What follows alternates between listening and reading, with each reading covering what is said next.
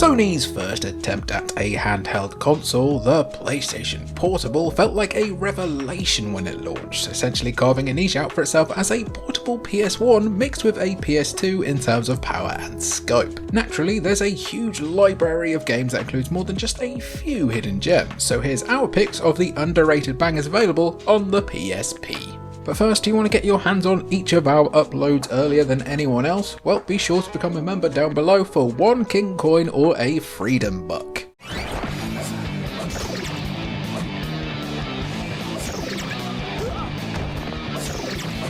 Anyone who's followed the career of Atlus over the years know that they love making games about Japanese high school kids. Okay, we know that sounds pretty bad, but bear with us.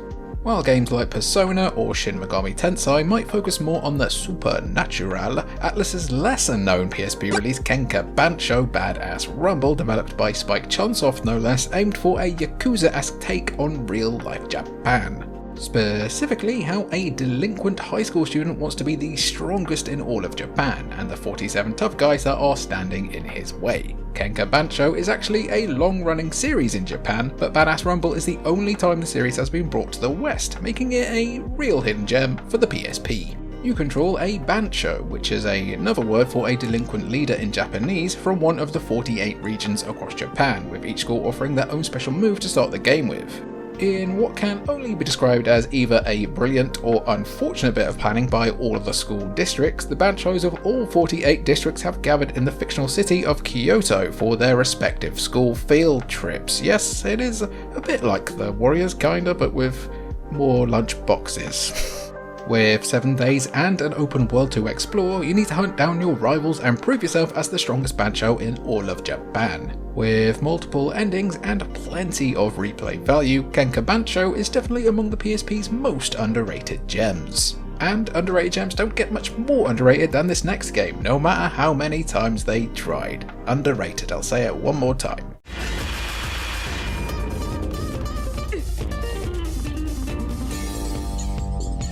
Guitar Man is a common pick for PS2's most hidden gems, so of course we had to mention the PSP re-release when talking about the treasures you can find on the handheld.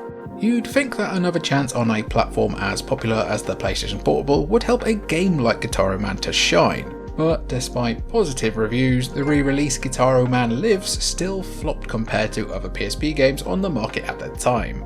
Even so, one man's loss is another man's hidden gem, and Guitar Man Lives definitely earns its place among the greatest games that the PSP has to offer. You play as U1, an often bullied lad who ends up becoming a hero thanks to his talking dog giving him a weapon known as the Last Gitaru. It's basically a guitar from an alien race that turns U1 into a superhero, which he'll need in order to defend the galaxy from the evil Prince Zowie. I hate it when that happens. Ugh. As a port of the PS2 game, Guitar Man Lives includes all the content from the original game, but with the added bonus of new difficulty settings and 2 additional co-op songs which can be played using the PSP's ad hoc multiplayer capabilities. It's the superior version of an already incredible game, making it an essential part of any self-respecting PSP collector's library.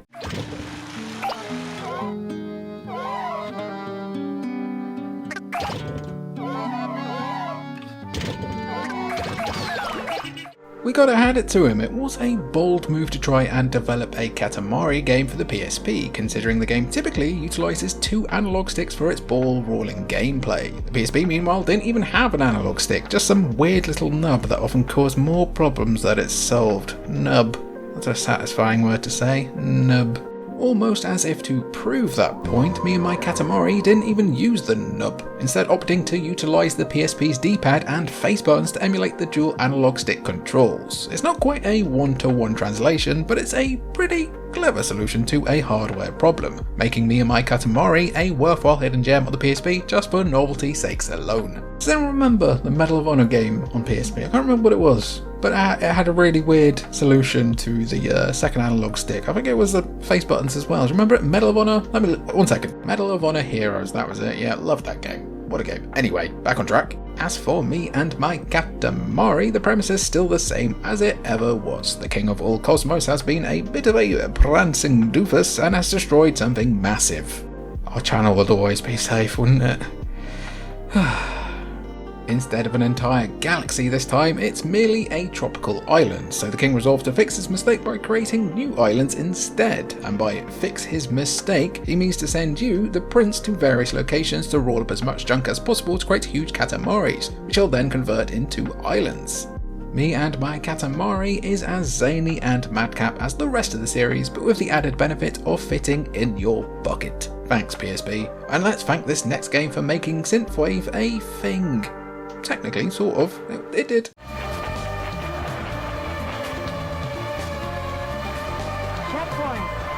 For a list about hidden gems on the PSP, Outrun 2006 Coast to Ghost is probably the most well-known game we'll talk about. Side note, you can also tell that the game was from the mid-2000s because the title is Too Cool for School, which is just like you if you like and subscribe. You will be so too cool for school that you will be banned from schools, just like Atlas. Anyway, Sega's Outrun series had already been around for a long time before the release of Coast to Ghost on the PSP, along with the PS2 and the original Xbox of course, but Outrun 2006 is considered by many to be the pinnacle of the series. Good vibes, timelessly great graphics and excellent gameplay have all combined to make Outrun 2006 such a shining example of the arcade racing genre. Despite the heaps of positive praise all versions of Outrun 2006 received though, it would ultimately prove to be the last proper release in the Outrun series as a whole. Sega would release a stripped down version a few years later called Outrun Online Arcade, but that was then delisted thanks to Sega's expired contract with Ferrari. Nowadays, the Outrun series merely exists as an arcade machine you'll interact with as part of a Yakuza / Like a Dragon substory, which is a shame because Sumo Digital's work on Outrun 2006 deserves to be preserved for all time. Did somebody say a cheeky HD port? You know, if there's anyone left at Sumo to work on it, anyway.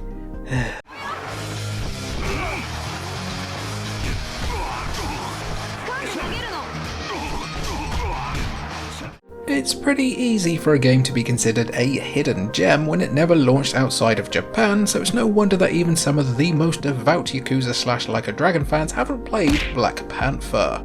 Referred to as this collection of words that you see on your screen right now, in Japan, Yakuza Black Panther is a spin-off of the mainline series developed by Aki Corporation, now known as Sin Sophia. Naturally, we're big fans of Aki's work around these parts, with their iconic Def Jam games being some of the best wrestling / brawling action you can find, and Yakuza Black Panther's combat is even modelled after Fight for New York. Truly, this is a game for the sickos among us. Instead of focusing on main series protagonist Kazuma Kiryu, Yakuza Black Panther follows a street punk by the name of Tatsuya Ukiyo, who accidentally kills a Tojo clan Yakuza during a robbery. A talented fighter, Ukiyo is essentially blackmailed into competing in an underground coliseum, otherwise the murdered Yakuza's patriarch will turn him into the police. With combat developed more for 1v1 fighting than the series' traditional scale and spectacle, Yakuza Black Panther is definitely a departure from the regular Like a Dragon games. Still, with English fan translations of both Black Panther and its sequel, you absolutely owe it to yourself to check these games out. Right, let me just consult Duolingo for this next game.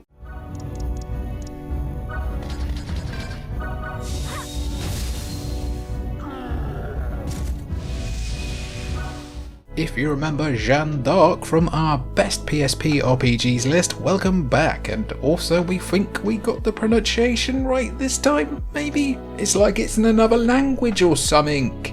Between level 5's increased level of awareness and the rise in success of turn-based tactical RPGs since Fire Emblem Three Houses took the world by storm, it feels like if Jeanne d'Arc released today it'd do pretty well. As a game it already was a whipper, but somehow this sterling showcase of a PSP RPG only managed to become the 190th best-selling game in Japan in 2006. Which, yeah, hardly Atari Jaguar sales, are they? And while we're not suggesting that a ported Jeanne d'Arc would suddenly start posting Baldur's Gate 3 level metrics, we do think level 5 should revisit this one when they get a chance. For starters, it lets you fight a war against those bloody English, so at least this guy in our comments is going to have a good time.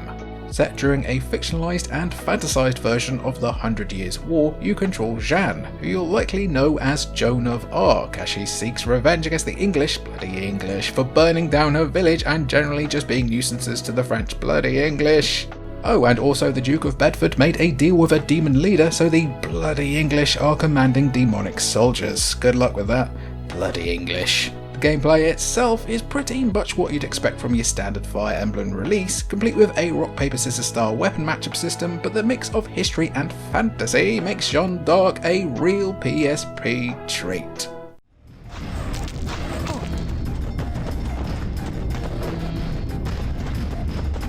Fans of British comedy legend Rick Mayall will probably be disappointed to learn that Deadhead Fred isn't a sequel or spin-off to the cult classic film Drop Dead Fred, but that doesn't mean that Deadhead Fred doesn't boast some legends of its own. Chief among them is John C. McGinley in the lead role as Fred, who you'll likely recognise as Dr. Cox in Scrubs.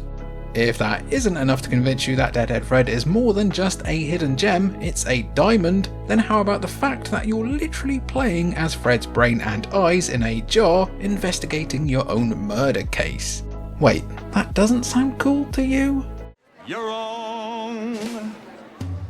A neo-noir detective game with comedic horror elements, you must guide Fred through his investigation as he deals with a shady businessman named Ulysses Pitt, whose new nuclear plant has caused massive radiation zombies to run amok in certain areas of Hope Falls. What makes Deadhead Fred even more unique, if it wasn't already weird enough for you, is the fact that Fred can switch heads during gameplay, with new heads giving him additional abilities in combat and exploration. Imagine a Tim Burton directed Majora's Mask and you're about there. While developers Vicious Cycle might not be around anymore, maybe those wizards over at Night Dive Studios would be interested in a Deadhead Fred revival. Hell, we've already manifested them into working on a HD port of the thing, so let's go 2 for 2. What do you mean us mentioning a new F-Zero game 100 times hasn't resulted in anything yet? It'll happen.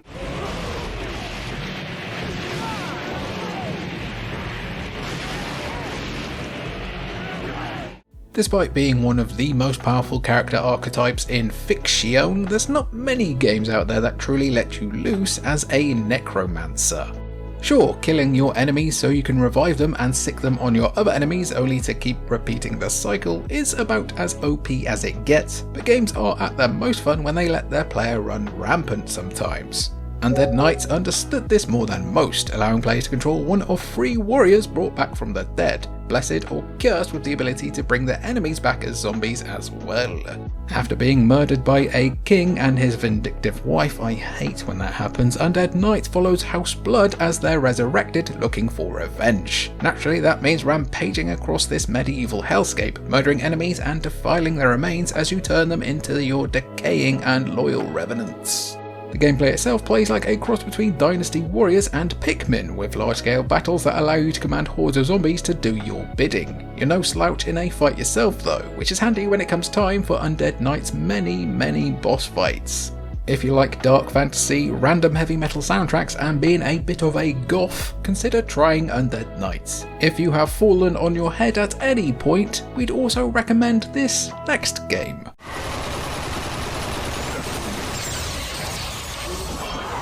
Listen, look, listen. We already hear you angrily bashing your keyboard, iPhone or PSP in the comments about how the third birthday, the third installment of the Parasite Eve series, isn't a hidden gem, it's just a big old thing of shit. We hear you, you're acknowledged, you've been seen, we give you nice little kisses on the forehead, etc. But consider this, the game actually is pretty decent in a Deadly Premonition kind of way.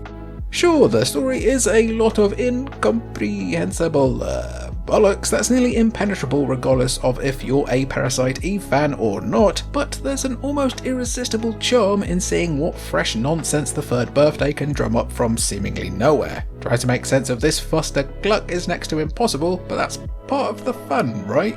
As for the gameplay, it's not as bad as the game's reputation would have you believe, though it's a huge departure from the survival horror elements of the first 2 games. For the most part, the third birthday plays out like a standard cover-based third-person shooter, but with the added element that Aya has the overdrive ability, which allows her to swap places and control AI NPCs in the fight against the Twisted. combine those features with the fact that the third birthday also includes a wide range of unlockable outfits and weapons, which encourages replayability, and you have all the makings of a PSP hidden gem that, if nothing else, is worth experiencing just to prove that it's real. It's a controversial hidden gem, but a hidden gem nonetheless. And hey, everyone had a crush on Aya, right? I actually didn't, as I only have eyes for hot cold man. I just wanted a segue into the next game.